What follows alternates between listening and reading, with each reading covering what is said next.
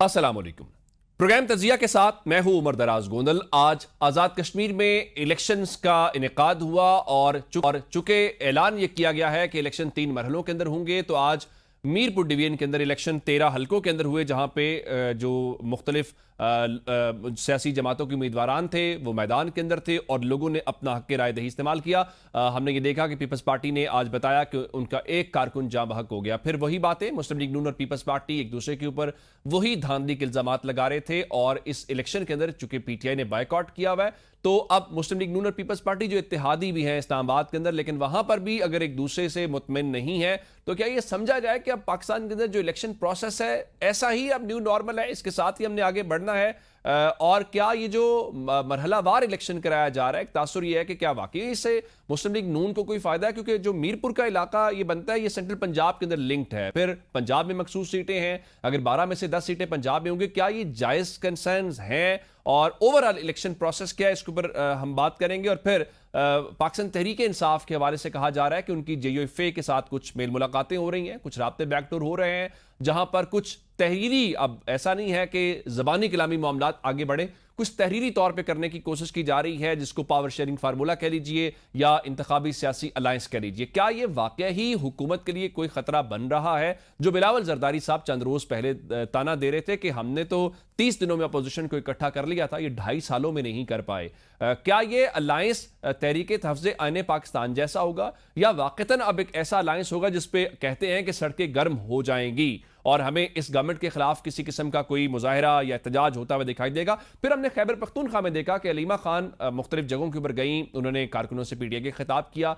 क्या तहरीक इंसाफ के 5 अगस्त के जलसे से पहले ये रैलियां जो हैं, ये PTI को ही ट्रेलर था, ये PTI के ऊपर प्रेशर था कि भाई देखो अगर आप लोग नहीं कर सकते तो ये होगा? क्या इमरान खान की फैमिली और इमरान खान की जमात अब 2 अलग अलग पेजेस के ऊपर है? इन तमाम मौज़ूआत के ऊपर बात करेंगे, लेकिन सबसे पहले हम कश्मीर के हवाले, कश्मीर इलेक्शन है, हमारे नुमाइंदा खुसूसी हैदर खरल साहब आज सारा दिन हमें वहाँ से ग्राउंड से अपडेट करते रहे। उन्होंने मुख्तलिफ पोलिंग स्टेशंस के ऊपर जाके जो लंबी लाइनें हैं या कितने वहाँ पे लोग थे या प्रोसेस कैसा था, लोगों का रिस्पॉन्स क्या था, इलेक्शन प्रोसेस कितना फेयर था, सियासी जमातों की क्या शिकायत थी, सारा दिन बड़ी ज़बरदस्त हैदर ने रिपोर्टिंग की है। हैदर खरल, आपके वक्त का शुक्रिया कि आपने वहाँ से ज्वाइन किया। मुझे ये बताइए कि आज ओवरऑल अगर आप इसको समराइज करें, इलेक्शन प्रोसेस यानी पहला वोट डलने से लेकर आखिर तक, अब तो ज़ाहिर काउंटिंग का अमल, तो कैसा इस अमल को आप देखते हैं? क्या शिकायत थी, लोगों का क्या रद्द अमल था, सियासी जमातें क्या कह रही हैं? जरा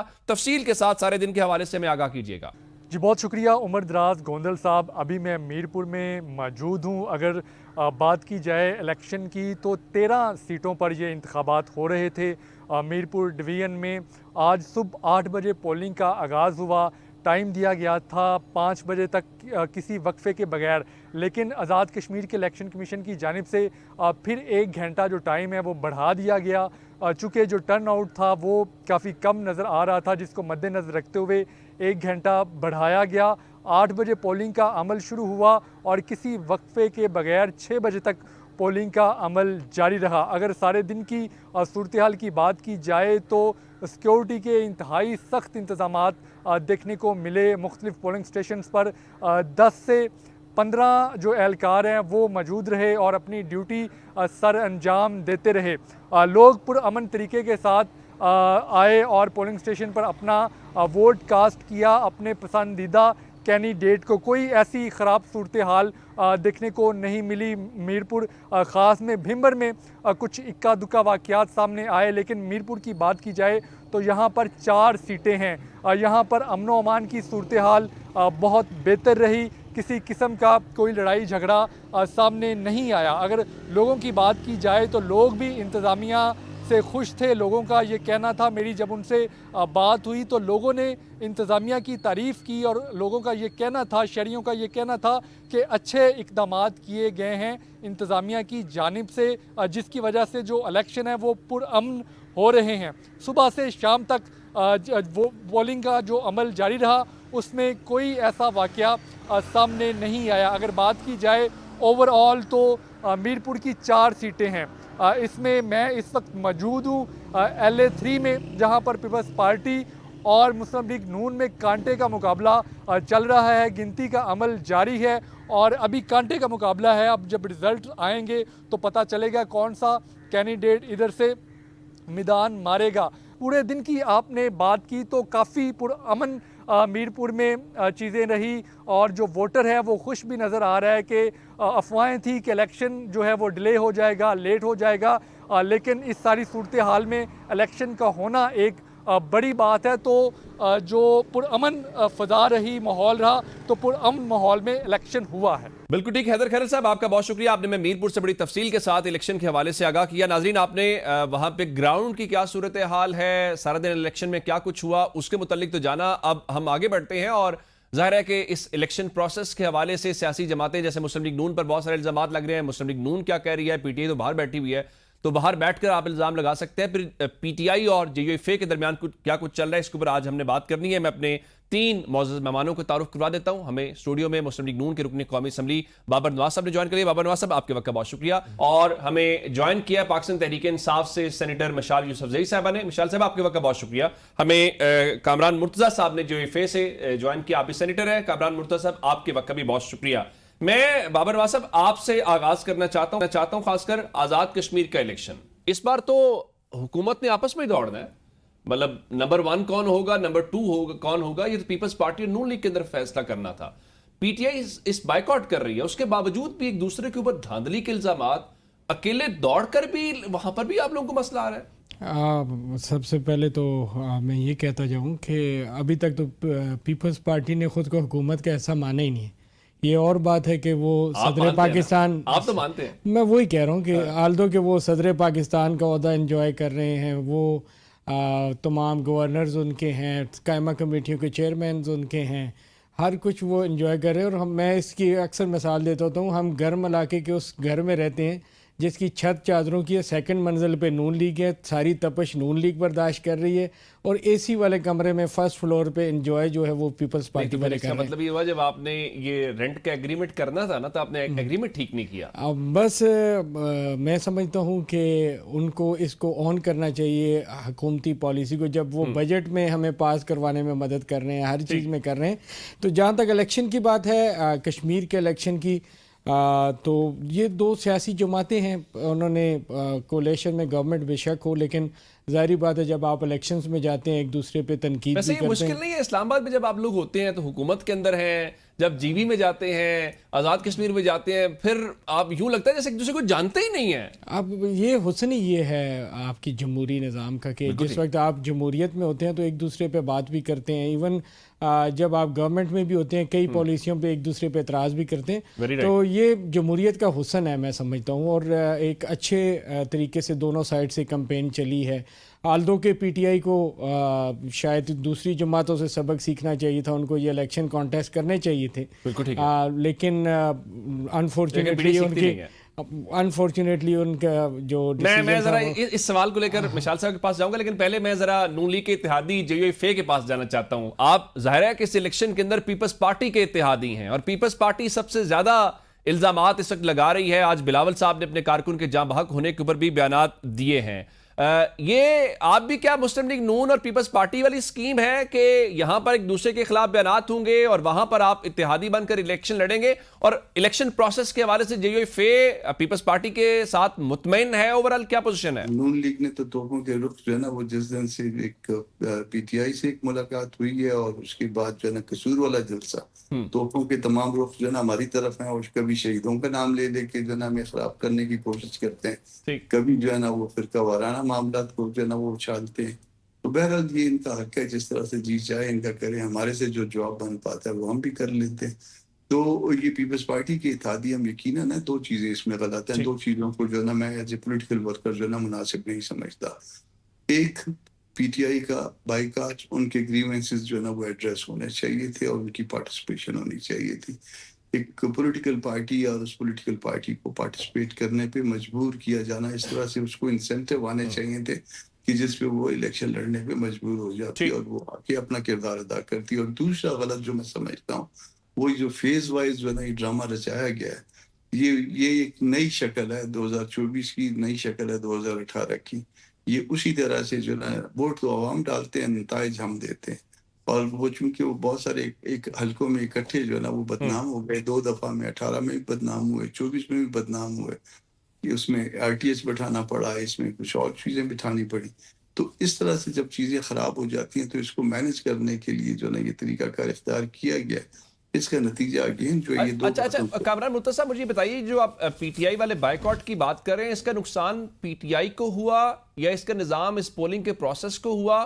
اور دوسرا یہ جو مرحلہ وار والا ہے، کہیں یہ تجربہ، کیونکہ خطے میں ہم نے دیکھا ہے مرحلہ وار الیکشنز ہوتے ہیں، انڈیا میں بھی ہوتے ہیں، تو کیا یہ جو آزاد کشمیر میں مرحلہ وار انتخابات ہوئے ہیں، ہم یہ توقع رکھیں یا یہ ہو سکتا ہے کہ جب آئندہ ملک میں عام انتخابات ہوں تو پاکستان میں بھی یہ ماڈل آ جائے؟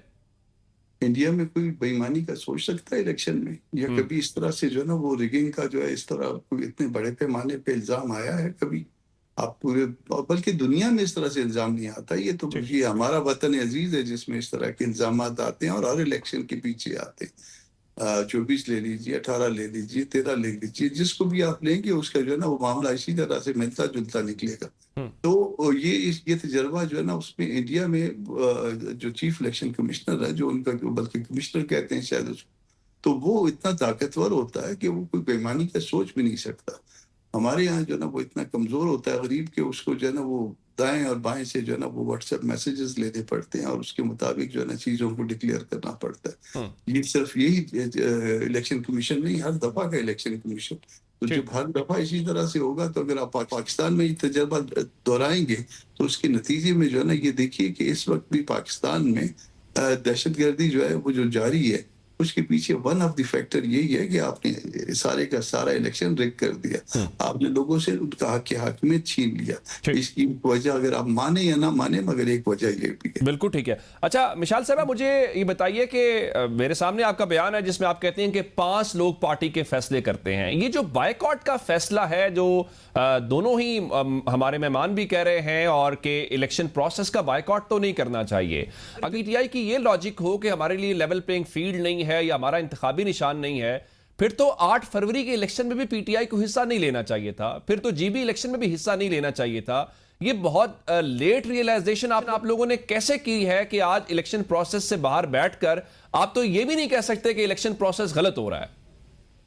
بہت شکریہ عمر صاحب. دیکھیں، آپ کے سوال کا جواب دینے سے پہلے میں بابر صاحب کی ایک بات، کیونکہ میں نے تمام گفتگو سنی تو اس میں مجھے ایک بات بڑی اچھی لگی کہ انہوں نے کہا کہ یہ حسن ہے کہ ہم جب الیکشن میں جاتے ہیں تو ایک دوسرے کو گالیاں دیتے ہیں، اور پھر جب ویسے گالیوں کا لفظ استعمال نہیں کیا.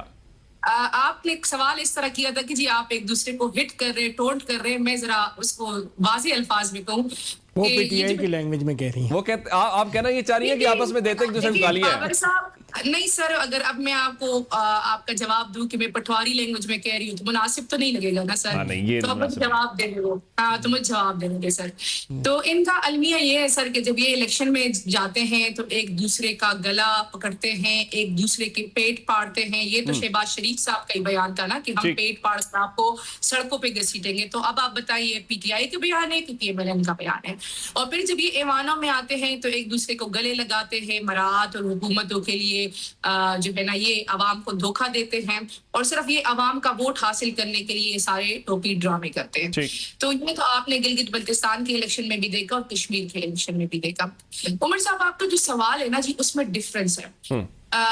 جو 8 فروری کا الیکشن تھا اس ٹائم پوری پاکستانی عوام اس کا ویٹ کر رہی تھی کہ کب الیکشن وہ ہوں گے اور وہ ووٹ سے اپنا بدلہ لیں گے. جو کشمیر کے الیکشن ہے سر، اس ٹائم کشمیر کے جو لوگ ہیں انہوں نے اس الیکشن کا بائیکاٹ کیا ہوا ہے، اور پی ٹی آئی کشمیر کے لوگوں کے ساتھ کھڑی ہوئی ہے. اگر کشمیر کے لوگ اس الیکشن میں آتے تو پی ٹی آئی بھی الیکشن کنٹیسٹ کرتی، کیونکہ پی ٹی آئی عوام کی نمائندہ جماعت ہے. کشمیر کے لوگ یہ الیکشن نہیں چاہتے تھے، الیکشن ڈیلے کرانا چاہتے تھے تاکہ ان کے اس سے پہلے ان کے جو یہ ڈیمانڈز ہیں وہ پورے کیے جائے. تو پی ٹی آئی نے ان کے آفیشیل سٹینڈ کے ساتھ سٹینڈ لیا. جو یہ آپ نے بات کی، آج آپ دیکھ لیں سر، شاید میڈیا پہ دکھایا جا رہا ہو کہ کشمیر میں بہت جوش و خروش سے الیکشن چل رہا ہے.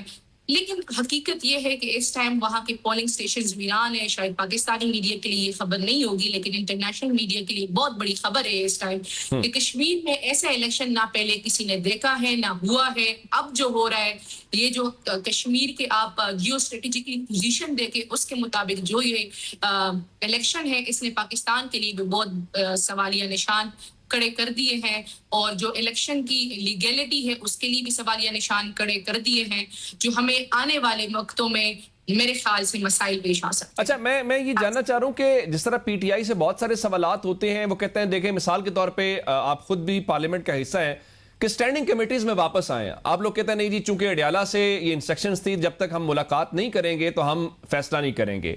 آپ نے جی بی کے الیکشنز کے اندر بھی حصہ لے لیا. اب آپ کی اس دوران اڈیالہ کوئی ملاقات کوئی کمیونیکیشن نہیں ہوئی.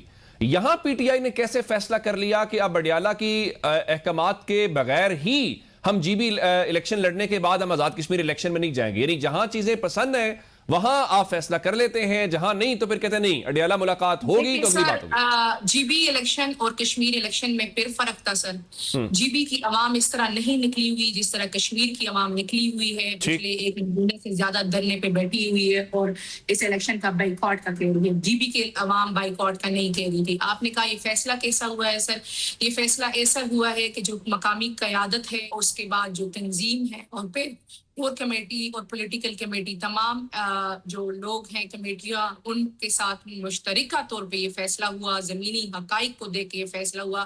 جب آپ جہاں پہ الیکشن ہو رہے ہیں وہاں کے عوام جانا ہی نہیں چاہتے الیکشن تو ہم تو عوام کی نمائندہ جماعت ہے سر. ہم تو عوام کے ساتھ بالکل ٹھیک ہے. اب عوام کے ساتھ ہے دھوکہ نہیں دیتے کہ ہم الیکشنوں میں جائیں ہم گالی گلوچ کریں الزام تراشیاں کریں اور پھر جب ہم ایوانوں میں آئے تو ہم عوام کو بالکل ٹھیک ہے. آپ کہہ رہے ہیں کہ عوام کے ساتھ ہم کھڑے ہیں. مجھے بریک لی جا رہا ہے, کہا جا رہا ہے بریک سے واپس آتے ہیں یہیں سے کنٹینیو کر لیتے ہیں. Welcome back. بابا نواز صاحب مجھے یہ بتائیے کہ مولانا صاحب کے حوالے سے بہت ہم نے دیکھا کہ رد عمل آیا مسلم لیگ نون کی طرف سے. گو کہ آپ اتحادی رہے ہیں, آپ نے تو تحریک انصاف کی گورنمنٹ مل کر گرائی. اب کچھ خبریں آ رہی ہیں, کامران مرتضیٰ صاحب سے پوچھیں گے بھی کہ کوئی برف پگھلی ہے جے یو آئی فے کے درمیان اور پی ٹی آئی کے درمیان, چونکہ آپ کا تعلق بھی خیبر پختونخوا پور سے ہے. تو اگر یہ الائنس بنتا ہے اور آپ کے خلاف آلریڈی ایک طریقے تفظیع آئین پاکستان کا الائنس ہے تو گورنمنٹ سمجھتی ہے کوئی خطرہ, یا آپ کے بہت سارے لوگ تو یہ بھی کہتے ہیں کہ جو بھی ہو جائے مولانا صاحب پی ٹی آئی کی طرف نہیں جائیں گے.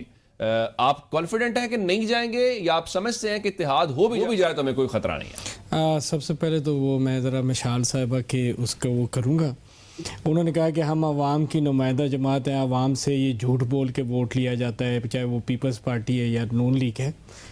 سب سے بڑا جھوٹ بول کے تو وہ اس وقت اسمبلیوں میں آئے ہیں. انہوں نے اپنے قائد عمران خان کے بارے میں بات کی تھی کہ ہم اس کو رہا کرنے کے لیے نکلیں گے. آج تک یہ اپنی سرکاری گاڑیوں کے لیے اور عہدوں کے لیے تو لڑ رہے ہیں لیکن آپ نے شاید ان کو روڈوں پہ لڑتے ہوئے نہیں دیکھا ہوگا. نمبر 2, آج سے 2 دن پہلے افریدی صاحب جو ایم این اے ہے اقبال افریدی, انہوں نے اس حد تک کہہ دیا کہ مجھے عمران خان نے خود کہا کہ یہ جو فیصلے باہر ہو رہے ہیں یہ میرے فیصلے نہیں ہیں, یہ فیصلے جو ہے یہ اپنے طور پہ کر رہے ہیں, میری بات کوئی نہیں مانتا. یہ مشال یوسفزئی صاحب کو جیل بھیجے نا, پوچھ کے اندر کیا فیصلے ہوئے. اور اسی طریقے سے اگر بشرا بی بی کی بہن کی بات کریں پرسوں, تو انہوں نے کہا کہ اندر سے عمران خان نے ان کو آرڈر دیا تھا کہ ڈپٹی سی ایم کی سیٹ بھی کریٹ کی جائے. تو وہ اپنے قائد کے ساتھ مخلص نہیں ہیں. جو لوگ جو اپنے جس کے نام پہ ووٹ لے کے آئے اس کے ساتھ مخلص نہیں ہے تو وہ اس قوم کی کیا بات کریں گے. آپ نے جو بات کی مولانا صاحب کی, مولانا صاحب کی جب میں نے تقریر سنی تو آپ یقین کریں کہ مولانا صاحب نے 2015 کے الیکشن میں میری بڑی سپورٹ کی تھی. ایون اپنے وہاں کے لوگوں کو جو ان کے پرانے ورکرز تھے ان کو چھوڑ کے میرے ساتھ آئے تھے. اور اس دفعہ بھی انہوں نے آلدو کے بائیکاٹ تھا لیکن میری بڑی ہیلپ آؤٹ کیا مجھے اس الیکشن میں. جب ان کی تقریر سنی تو میرے مائنڈ میں وہی مولانا فضل الرحمان تھے. جب ہم پھنس جاتے ہیں کہیں پہ, گورنمنٹ ان کے پاس جاتی ہے, ان سے مشورے کرتی ہے, ان سے گائیڈ لائن لیتی ہے, کیونکہ جمہوری حساب سے اگر دیکھا جائے تو ان کی بڑی ہمارے سینئر ترین پولیٹیشین ہیں.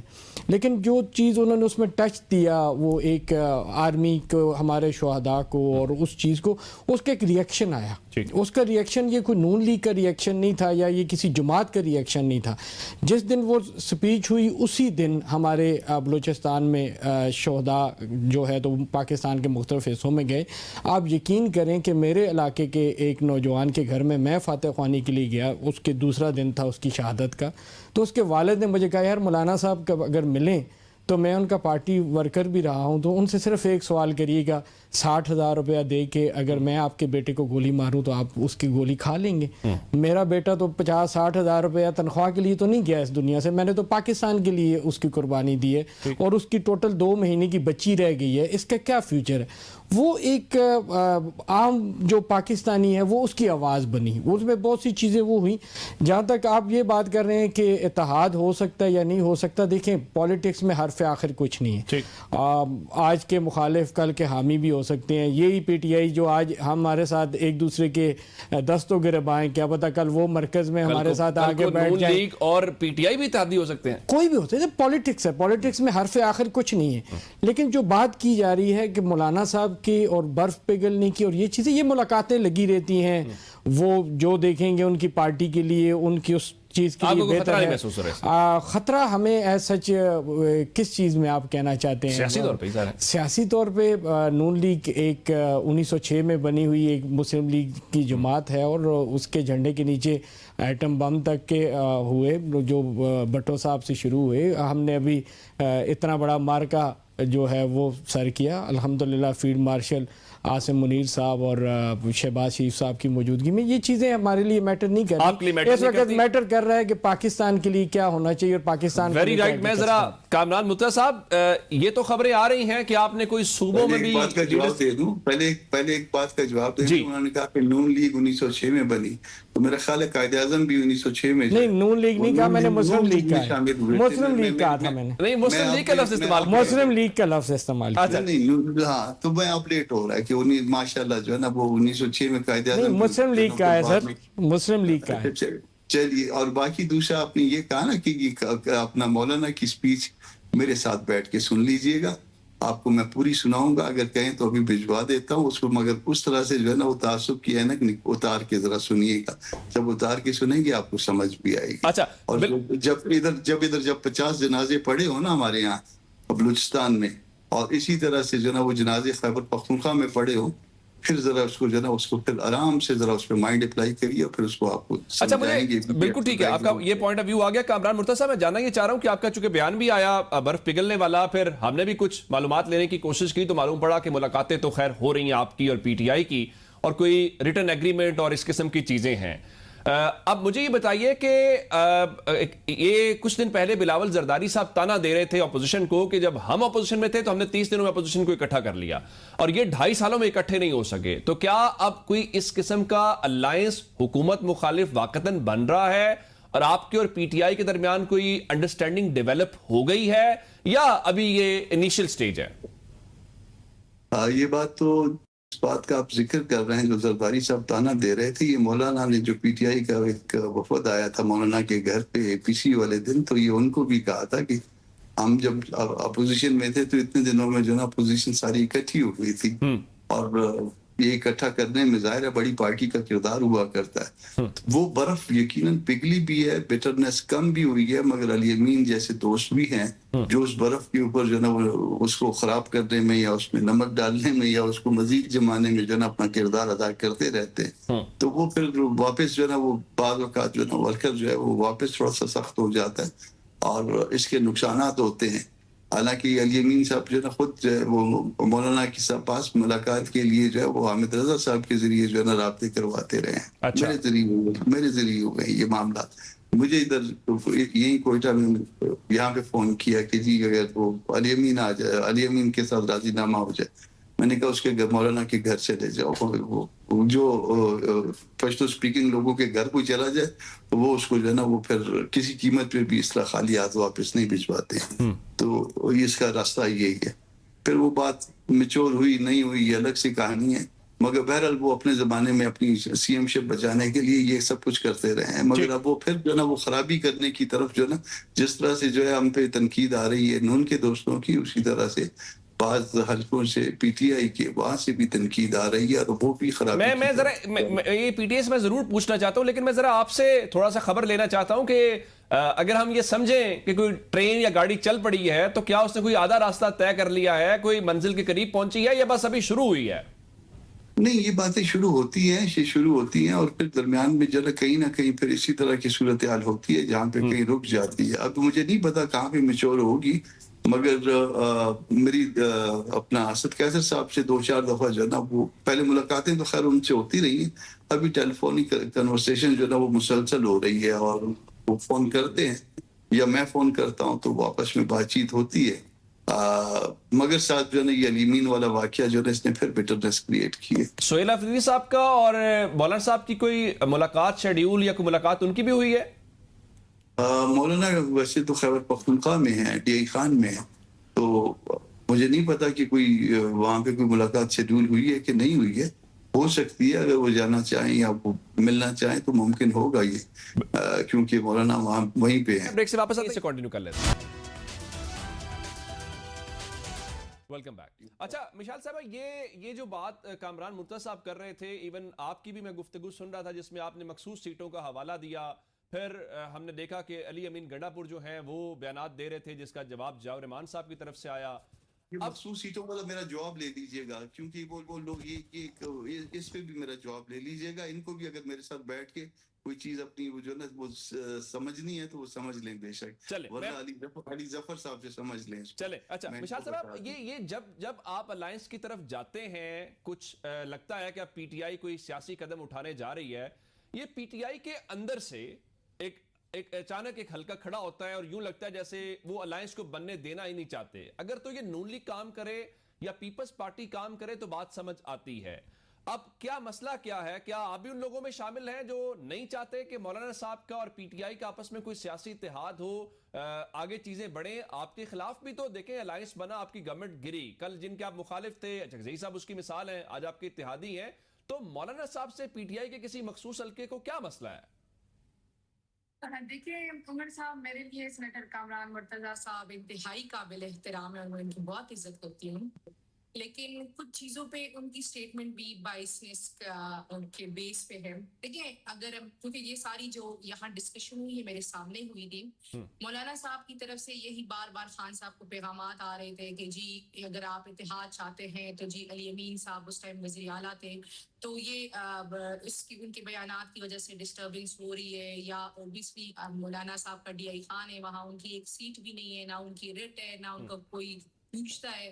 تو ان کے وہ بھی تھوڑی ریزرویشنز تھی کہ ڈی آئی خان میں ان کو تھوڑا سا حصہ دیا جائے. تو خان صاحب نے علی امین صاحب کو پیغام بھجوایا، ان کو روکا بھی، اور علی امین صاحب یہاں تک بھی راضی ہو گئے تھے کہ مولانا صاحب اگر ایک سیٹ چاہتے ہیں تو وہ ایک سیٹ دے دیں گے، کوئی مسئلہ نہیں ہے، کیونکہ کاز بہت بڑا.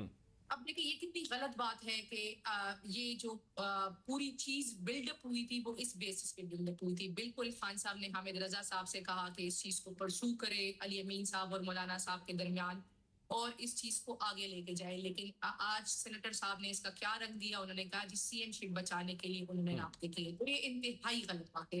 اس لیے ان کے اس قسم کے بیانات آتے ہیں تو ہماری طرف سے بھی پھر ریزرویشنز ہوتی ہے، ہماری طرف سے بھی پھر ٹرسٹ ڈیفیسٹ ہوتا ہے. دیکھیں اگر آپ بات کرتے ہیں اور اگر آپ اس ٹائم دیکھیں تو کے پی کے حوالے سے ہم اسٹرانگ فوٹنگ پہ ہیں، اس کے باوجود اگر مولانا صاحب کے پاس آ رہے ہیں، اگر میں ایک ضمنی سوال کروں آپ سے تو یوں لگتا ہے کہ میں کمپلیٹ کر لوں سر، میں کمپلیٹ کروں صرف اس سے جڑا ہوا سوال ہے جو آپ یہ خاص کر تحفظات کی بات کریں، یوں لگ رہا ہے کہ بیرسٹر گوہر ہوں، اسد قیصر صاحب ہوں، یا even chief minister Khyber Pakhtunkhwa Sohail Afridi ہوں، ان کو مسئلہ نہیں نظر آ رہا.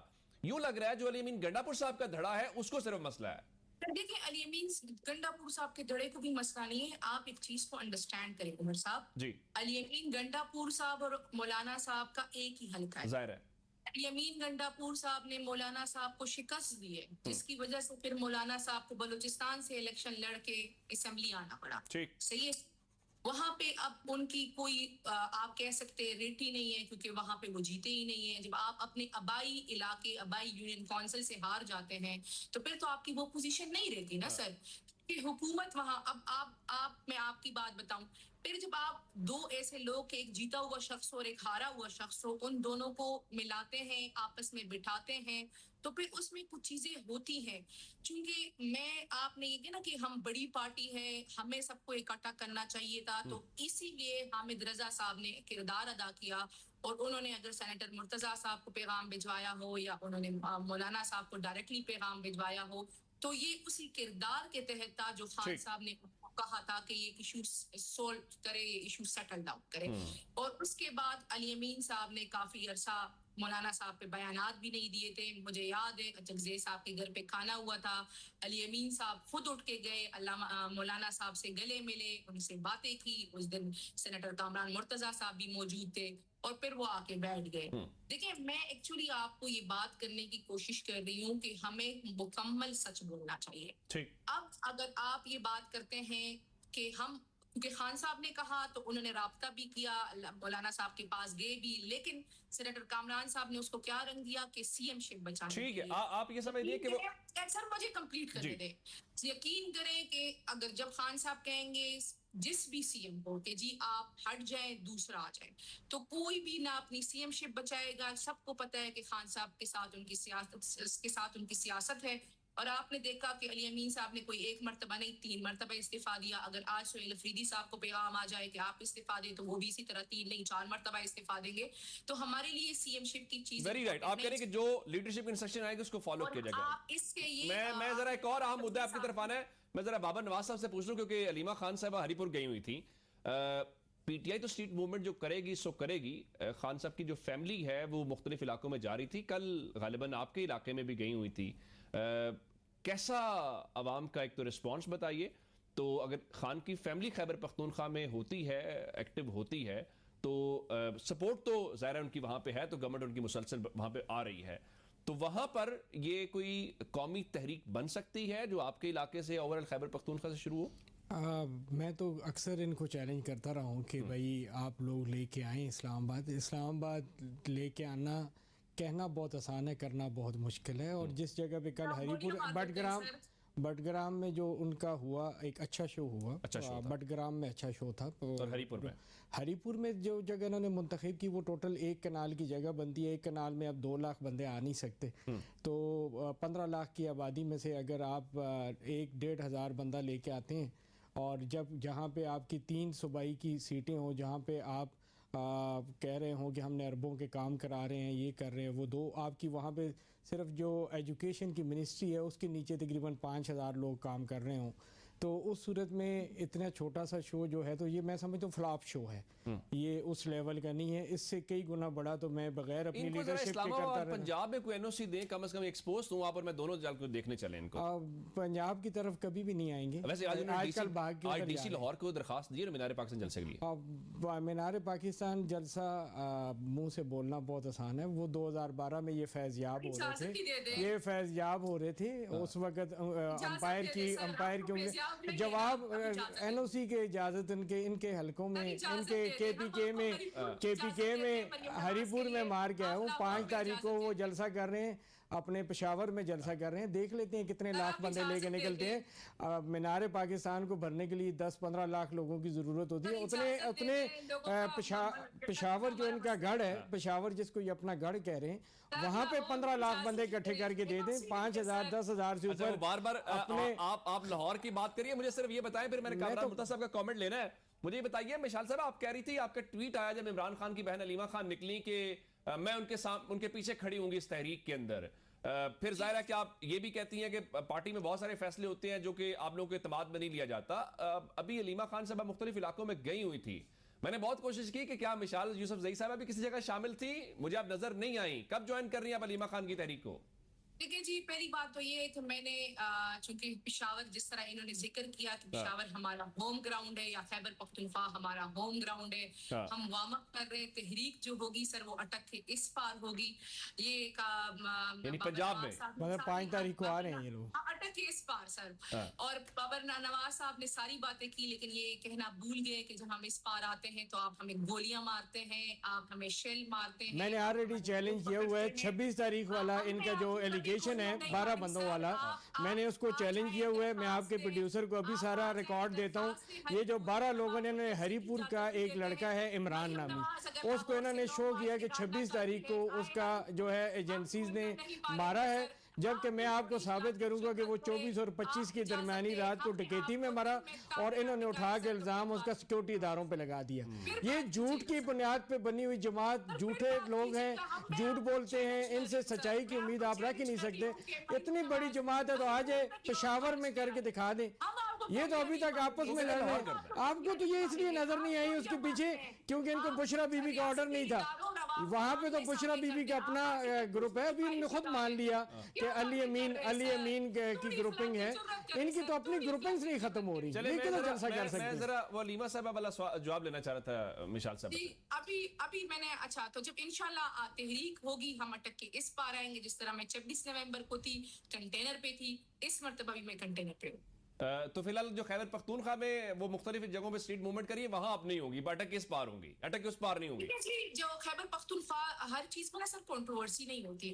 جو خیبر پختونخوا کے دیکھیں بٹاگرام تھا تو بٹاگرام کے ایم پی ایز کھڑے تھے، ایبٹ تھا تو ایبٹ کے MPAs MNAs تھے، ہری پور تھا تو ہری پور کے MPAs MNAs تھے.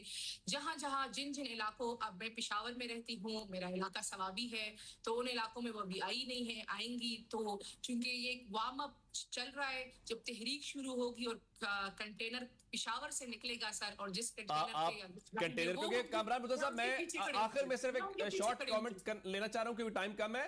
یہ پی ٹی آئی تو خیر جو کہہ رہے ہیں کہ اٹک اس پار نکلیں گے، آپ لوگوں نے بھی کچھ شروع کیا تھا چاروں صوبوں میں جانے کا. جے یو فیک اب سڑکوں کے اوپر ہوگی؟ شیڈول جو ہے وہ دے دیا گیا ہے چاروں صوبوں کا. پھر ملان ہے، سکھر ہے، پشاور ہے، اور اس کے بعد جو ہے وہ کوئٹہ ہے. یہ چاروں صوبوں میں ایک ایک جلسہ کر کے اور اس کے بعد جو ہے نا پھر ہماری تاریخ شروع ہو جائے گی. چاروں جگہوں کے اوپر صوبوں میں جلسہ، اس کے بعد تحریک. اور اس کے ساتھ ہی میرے پروگرام کا وقت ختم ہو گیا. میں اپنے تینوں معزز مہمانوں کا، بابر نواز، مشال یوسفزئی صاحبہ کا اور کامران مرتضیٰ صاحب کا شکریہ ادا کروں گا. ناظرین آج کے لیے اتنا ہی. اپنا بہت سارا خیال رکھیے گا. خدا حافظ.